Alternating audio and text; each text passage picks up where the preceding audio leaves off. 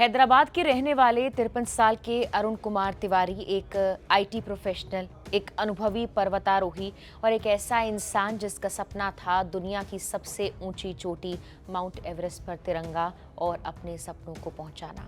उन्होंने सपना पूरा भी किया, लेकिन वापस नहीं लौट सके। 21 मई को माउंट एवरेस्ट से उतरते वक्त दुनिया की सबसे खतरनाक जगहों में गिने जाने वाले डेथ जोन में अरुण कुमार तिवारी की मौत हो गई। और अब उनके परिवार ने एक ऐसा फैसला लिया है जिसने हजारों लोगों को भावुक कर दिया है। परिवार ने तय किया है कि अरुण का शव वापस नहीं लाया जाएगा, वो हिमालय की गोद में ही रहेंगे। अरुण तिवारी हैदराबाद में रहते थे और पेशे से आईटी प्रोफेशनल थे, लेकिन उनके करीबियों का कहना है कि नौकरी से ज्यादा वो पहाड़ों से प्यार करते थे। उनके जीजा सुधीर उपाध्याय ने मीडिया से बात करते हुए कहा, अरुण सिर्फ एवरेस्ट ही नहीं बल्कि अर्जेंटीना और रूस जैसे देशों में भी पर्वतारोहण कर चुके थे।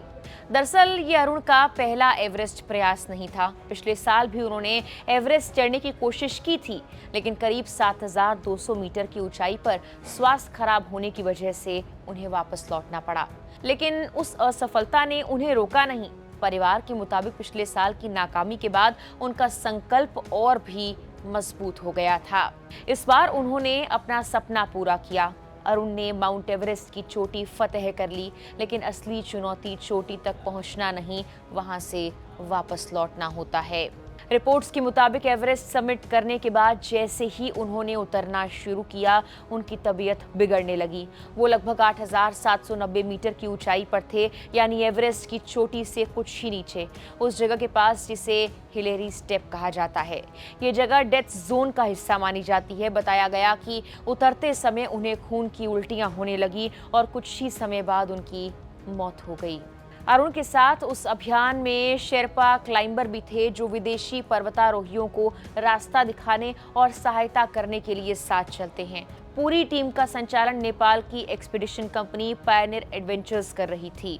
उसी दिन एक और पर्वतारोही अमेरिका में रहने वाले संदीप अरे की भी एवरेस्ट पर मौत हो गई, लेकिन उनके मामले में एक फर्क था। उनकी मौत कम ऊंचाई पर कैंप 3 के पास हुई, इसीलिए उनका शव नीचे लाया जा सका।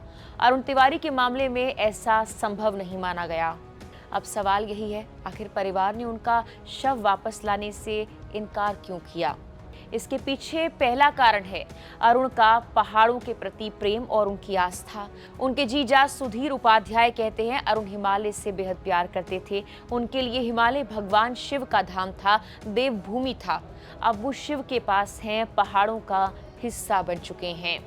दूसरा कारण है शव को नीचे लाने की लगभग असंभव प्रक्रिया। जहां अरुण की मौत हुई वो जगह करीब 8,790 मीटर की ऊंचाई पर थी।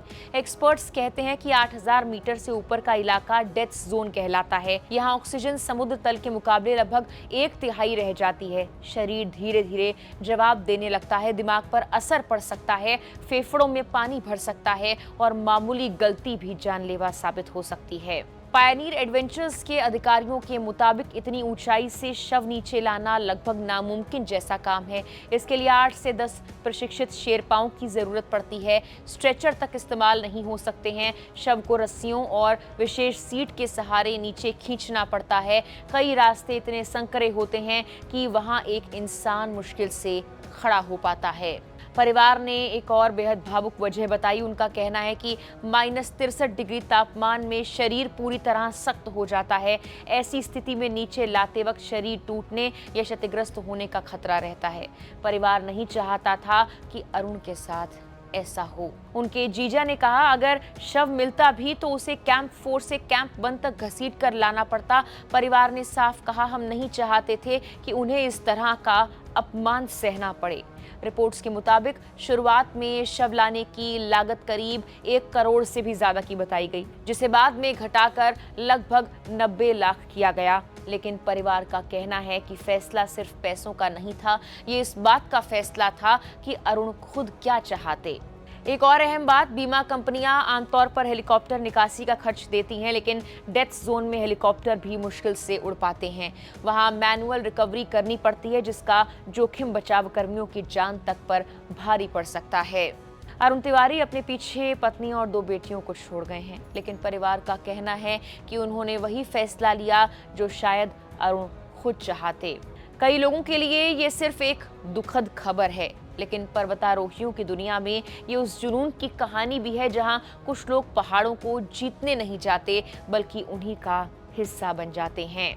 और शायद इसी वजह से अरुण तिवारी अब वापस नहीं आएंगे, क्योंकि उनका परिवार मानता है जिस हिमालय से उन्हें सबसे ज्यादा प्यार था अब वही उनका घर है। फिलहाल के लिए इस वीडियो में इतना ही।